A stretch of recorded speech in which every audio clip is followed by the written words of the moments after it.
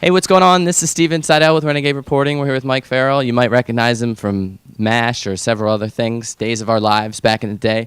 How are you doing today? I'm doing well, thank you, Steve. What's a specific Renegade example for yourself? I think mostly it's telling the truth. People find telling the truth very difficult sometimes. I've learned over time that it's a lot easier on you and on your relationships to tell the truth. And I think on some levels that's a renegade or a revolutionary act, because we live in a society wherein people are not comfortable sometimes with the truth. The truth is that war is murder. The truth is that sexism exists. The truth is that racial bias is corrupting our society. There are truths that people don't want to hear. Where would you suggest would be the best place to find this truth?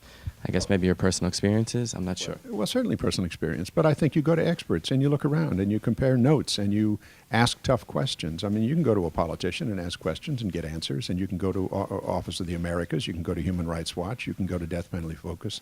You can go to these organizations where people are actually on the ground doing the stuff and saying, and ask your questions and then get your answers. Or if you don't have access to that, you can, as you say, go on the web and begin to search. But don't just take the first comfortable answer that comes along, because there are a lot of... Not the Google search. There are a lot of people out there who will be happy to give you their opinion, and it doesn't make it true. You really have to find truth, and that's, you know, there's a bullshit detector that I think people have, and you know when things are being said that are true, and you know when things are being said that are somehow fudging the truth. As an entertainer, how do you feel that your voice should be utilized to affect these different issues? Well, you know, it's a question of whether or not one's moved in that direction. But, you know, we as entertainers are entertainers as a profession. We're not, that we don't, when we achieve some degree of success in the business, we don't turn in our passports. First, I'm a citizen. And as a citizen, I think I have a big responsibility to be involved in things that affect not only my country and my community and my family, but also affect people around the world. And as far as different peace efforts, humanitarian efforts, we have the earthquake relief, we have lots of things going on. You've received, I can't even count, countless awards and recognition for your time, and we appreciate that. How do we get more people to follow your lead and to get on board in today's day and age? I don't want to use myself as a model of anything, but I think it's important for people to understand two things. One is that it's urgently necessary for people to involve themselves. Otherwise, the people who make the decisions, the big money people, the big corporations, the ones that want to tell us what's right and what's wrong, will take over. To some degree, they have already. So I think we have to be involved just to protect ourselves and our interests. The second is, I think it is of great benefit.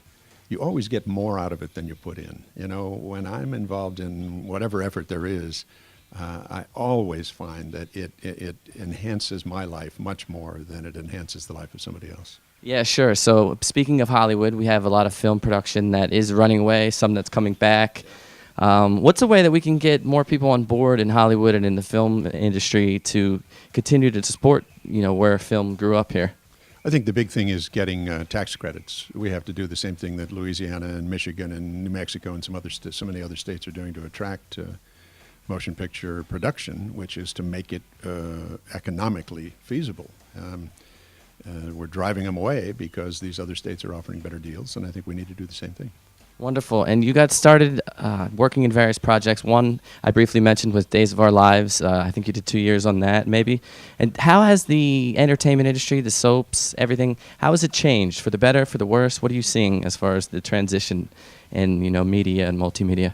Oh, I think it's much worse today. Television and features to a lesser degree. There used to be, when I started in the business, there was a kind of understood partnership between the creative people and the money people. Today, it's all the money people. They're the ones that make the decisions. They're the ones that think, unfortunately, they're the creative people. For a fellow artist that is pursuing some, you know, an interest in the entertainment industry, what advice could you give them in today's day and age? I think be aware of what you're doing and be aware of the impact of what you're doing. You know, I was lucky to be part of the television show MASH and the television show Providence that talked about positive, life-affirming things. Sean Penn once said to me that films are either life-affirming or life-denying. And he wanted to be part of things that were life-affirming. I think that's an important key. I, as a director and producer, have made films that are about child abuse, about sexual predation, about war, about the kinds of things that impact society. So you can do work that is fun to do and entertains people, but also has a message to it that's positive, that affirms somebody's idea about what life should be. Obviously, Mass was a very exciting show. It was fun. It was well done, but it did touch upon different subjects in war. So was that a pull within you and some of your personal beliefs versus your career? How did you balance that? Oh, well, first of all, being a grunt in the Marines was very different from being a doctor in Korea, or even a pretend doctor in Korea. But having experience in the military was helpful to understanding the milieu. But I think more importantly for me, the show was about something that I was just in love with. They talked about war making no sense. They talked about the fact that blood isn't spilled without cost. They talked about the fact that people are hurt. People so-called enemy and people who are so-called allies are hurt. And that there is a cost to war that nobody fully understands. And we're seeing it today with regard to Afghanistan and Iraq, with regard to kids coming home who might not be physically wounded. Many of them are, tragically, but might not be physically wounded, but are mentally damaged as a result of this experience. We have a volunteer military today. Excuse me. And it wasn't a draft situation like I faced when I got out of high school. So my choice would be to say, find another way to serve. Or if you're going to be in the military, how about being a medic? How about being somebody who's trying to heal wounds rather than create wounds? I know that I have some students that I tutor that are into war games, and you notice there's this reoccurring trend. Is there any way that you foresee that we might be able to, switch the trend of things? Well, yeah, I think it takes people to speak out. It's people to talk about the cost of this stuff. And I don't mean just the economic cost, but the moral cost of the kind of things we're doing. Going to that place, Office of the Americas people took part in a trip, as you've just suggested, to the Middle East. I've been in the Middle East 3 times. When you go someplace like that, or you go to Cuba, or you go to Rwanda, or you go to Somalia, you see a kind of life, a kind of existence that awakens you to the reality of the rest of the world. And I think that's urgently important for people. Now, some can't go there, so they need to inform themselves. They need to talk to people who've been there. They need to get involved with organizations like Office of the Americas that gets involved in these things and has information and can provide it to you so that you can have a more informed position about the way things are happening in the world. Sure, and so showing up is a big motto in the entertainment industry. Part of getting the job is showing up. So showing up, whether it's for these organizations, volunteering, going over there, getting online, you can go to different websites.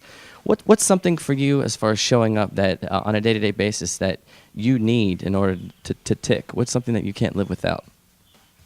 Well, connection. I can't live without people. I'm very lucky. I have a wonderful wife and 2 kids that are fabulous. I have a great group of friends, but I chair Death Penalty Focus, an organization that you sort of inferred a reference to a little while ago, which is trying to end the use of the death penalty in this country. I was for 10 years 12 years actually, the co-chair of Human Rights Watch here in California. And that gave me the opportunity to see both of these kinds of involvements give me the opportunity to see the reality of life that a lot of people are blind to when they're playing these war games that you're talking about and looking into some little device in their hands rather than looking out and seeing what's actually there in the world. So I work with Greenpeace, on the environmental level. I work with Friends of the Earth. I work with so many organizations because they help me understand on a very personal level what's happening and what's important and how what's being done to us is affecting us and will affect my kids and everybody else's kids. Well, Mike Farrell, Stephen Seidel with Renegade Reporting, Office of the Americas, some other organizations that you work with are? Death Penalty Focus, Human Rights Watch, Greenpeace. I could go on. You name it. He'll go on for the next 15 minutes. Thank you so much. We appreciate all your efforts. Thank you. Hi, this is Mike Farrell. Office of the Americas is an outrageous organization. They were outrageous enough to give me an award, a Peace and Justice Award. That's outrage. So I think what you ought to do is support them in their outrage.